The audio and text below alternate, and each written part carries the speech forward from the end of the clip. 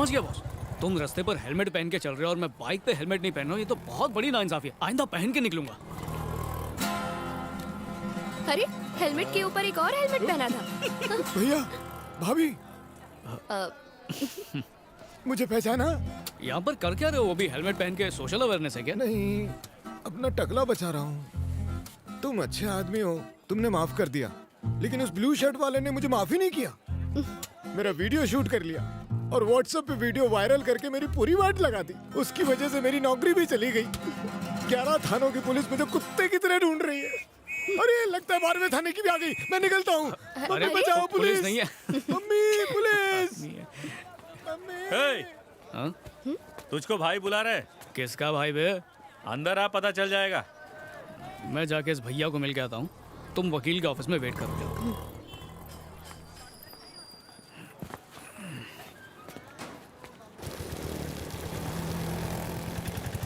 भाई ए, निकलो रे।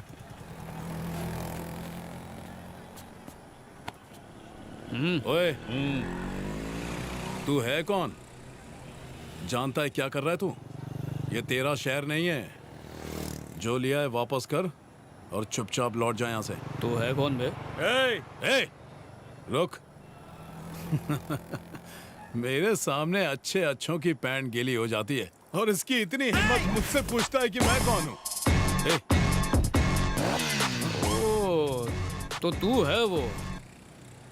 सिर्फ मेरे प्यार और माही की वजह से तुझसे इज्जत से पेश आ रहा हूँ, वरना तुझे क्या लगता है मैं फैसले कोर्ट कचहरी और पुलिस पर छोड़ने वाला बंदा हूँ? पर क्या करें, अपनी वाली को सिस्टम पर भरोसा है, इसीलिए तो तू और वो कसाई धरती पर बोझ होने के बावजूद भी जिंदा है। ओ, इन गोलियों में एक पर तेरा नाम लिखा हुआ है, चला दूं क्या? जो भी सामान लिया चुपचाप लौटा और यहाँ से निकल जा। आदमी है, गोलियां 6।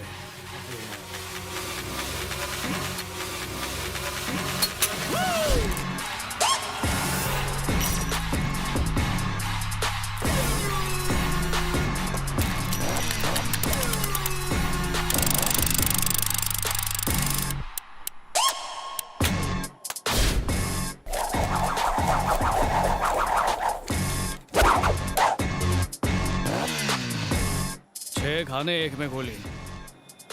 ना तुझे मालूम है किस में गोली है, ना मुझे मालूम है। देखते हैं इस पर मेरा नाम लिखा है या नहीं।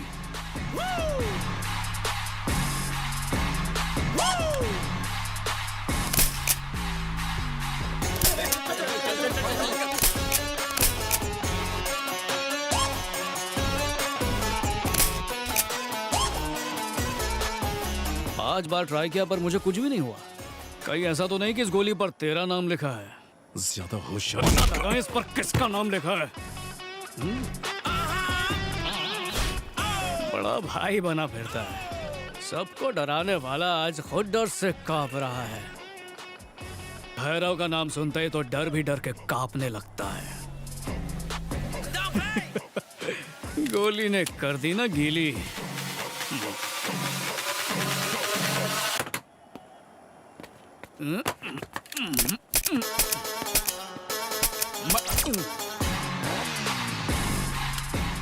गोली पर मेरा नाम लिखा ना, इसलिए अब से मेरी। इसके पापा और मैं कॉलेज में अच्छे फ्रेंड्स थे। बेरहमी से मार दिया बेचारे को। हम तो उम्मीद खो चुके थे, पर तुम एक तूफान की तरह आए और उनकी जड़ों को हिला कर रख दिया। अब पी के नहीं बच सकता। मैं इस केस को दोबारा स्टडी कर रहा हूँ, ये साबित करने के लिए कि वो एक बड़ा क्रिमिनल है। देखना, कोर्ट की अगली हियरिंग में उनके पाप के साम्राज्य को हम तहस नहस कर देंगे। बस यही सुनना था सर। Bye uncle. ओके बेटा। भैरव, पिछले कुछ दिनों से ये नॉन स्टॉप फोन कर रहा था। लगता है टावर घर में लगा है। सुबह खेत में खाद डालने गया था, वहाँ एक टांग पे खड़ा था, मैं इसे घर में ले आया।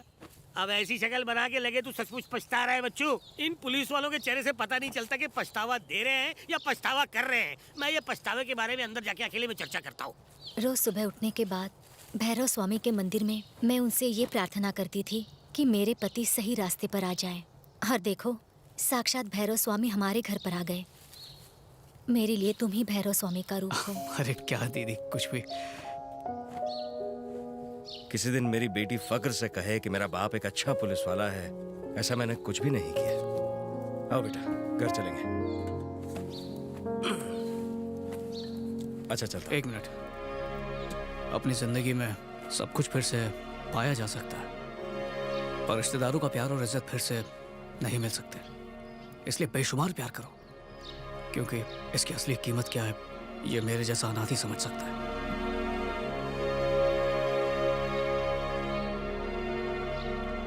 लाइए दादा। ये ले, इसको भी रख। हाँ, मैं इस तरफ जगह बनाता हूँ ना। सारा सामान चेक कर लिया ना? Darling, bye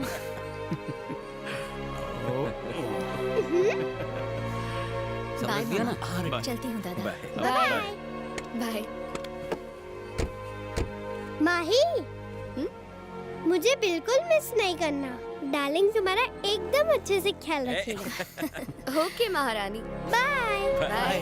bye bye. Bye bye Mahi. चलो, मेरी भांजी की वीरान जिंदगी फिर से बस गई। लगता है ये तोता मैंने भी आपस में गुटरगू कर रहे हैं। क्या कह रहे हैं? क्या हुआ? होना क्या है? दिल के करीब आ। नहीं आ सकती करीबियां शादी के बाद। इस गरीब को इस तरह मत तड़पा। नहीं, तुम्हें मछली की तरह तड़पना ही होगा शादी से पहले तक। अरे तड़पना नाम का शब्द हमारी किताब में नहीं है। क्या चपड़ चपड़ कर रहा है? दादाजी, ये साइलेंट फिल्म है, आप नहीं समझेंगे।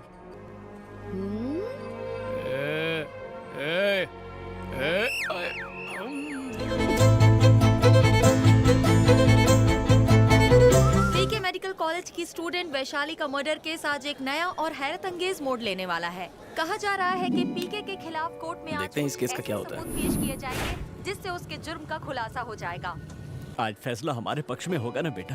फिक्र मत कीजिए अंकल, हम जरूर जीतेंगे।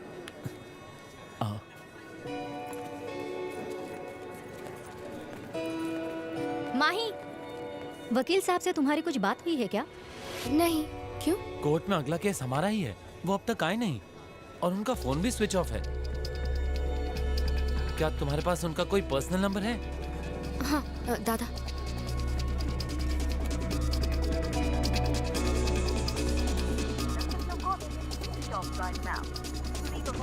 ये नंबर भी स्विच ठीक है, हम देखते हैं क्या हो सकता है। चलो। हाँ चलो चलो। क्या चेन्नई के फाइटर, वकील का फोन नहीं लग रहा? अदालत में बिना सबूत और गवाह के केस नहीं लड़ सकते। आप कोर्ट का टाइम जाया कर रहे हैं। बचाव पक्ष कुछ कहना चाहता है? माय लॉर्ड, अगर कोई सबूत या गवाह इनके पास होता तो एक सीनियर लॉयर सुनवाई के दिन अपना फोन स्विच ऑफ नहीं करता। इससे यह साबित होता है कि यह केस जाली और मनगढ़ंत केस है। समाज में गरीबी से ऊपर उठकर अपनी मेहनत से, अपनी लगन से मिस्टर पीके ने यह मकाम हासिल किया और आज उसी समाज की भलाई के लिए मिस्टर पीके ने कई एजुकेशनल इंस्टीट्यूट्स खोले हैं। हमारे पीएम उनको इनके कार्य के लिए बेस्ट एजुकेशनलिस्ट का सर्टिफिकेट देने वाले हैं। मैडम, ये रहा इनविटेशन कार्ड।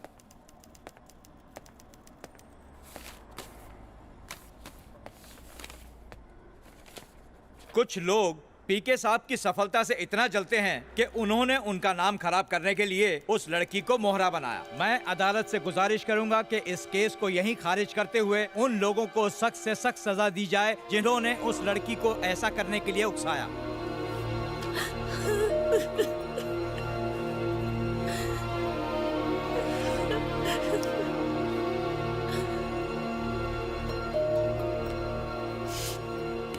मैडम जरा 1 मिनट रुकिए। क्या मैं आपकी इजाजत से कोर्ट में एक इंपॉर्टेंट बात कर सकता हूँ? Objection your honour. अदालत की अपनी एक मर्यादा है, ऐसे ही बीच में खड़ा होकर कोई बोल नहीं सकता। Sit down please. Objection overruled. आप कौन हैं? उन लोगों को सजा मिलनी चाहिए जिन्होंने उस लड़की को उकसाया। वकील साहब ने अभी कहा। मैं जानता हूँ वो लोग कौन है, इसलिए मैं कोर्ट में अपनी बात रखना चाहता हूँ। मैडम, क्या बोलेगा ये? आपको जो भी बोलना है विटनेस बॉक्स में आकर बोलिए।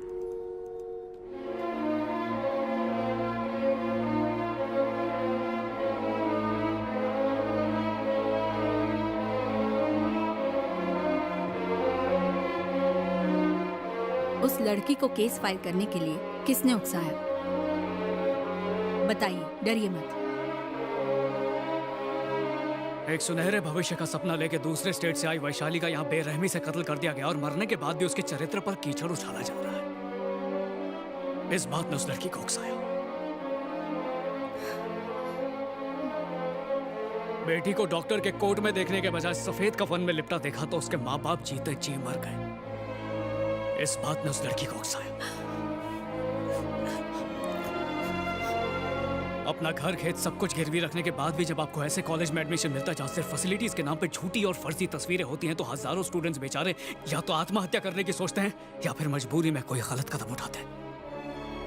इस बात ने उस लड़की को उकसाया।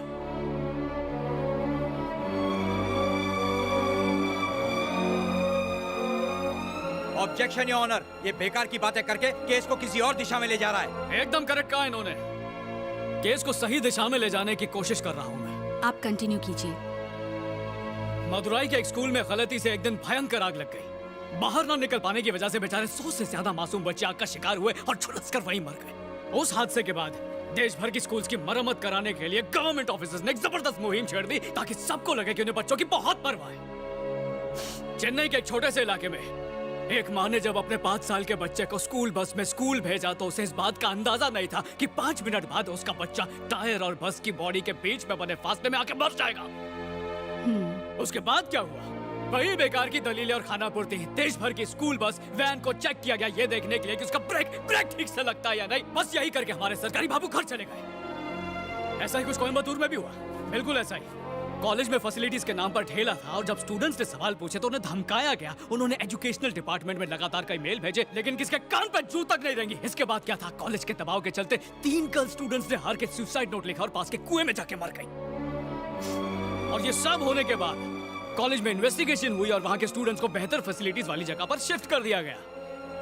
प्लीज आप मुझे एक बात समझाइए, मुझे तो समझ में नहीं आता कि जिन सरकारी अफसरों की आत्मा ऐसे हादसों के बाद जागती है, ऐसे सोए हुए जमीर वालों की मौत, सॉरी, वो पहले कुछ क्यों नहीं करते? ऑब्जेक्शन योर ऑनर, इन बातों से इस केस का क्या लेना देना है? नाता है, ये बिल्कुल नाता है। नाता है क्योंकि इस शहर में बिल्कुल ऐसा ही हुआ है। अपने घटिया कॉलेज की पोल खुलने से बचाने के लिए एक मासूम होनहार लड़की की बलि चढ़ा दी।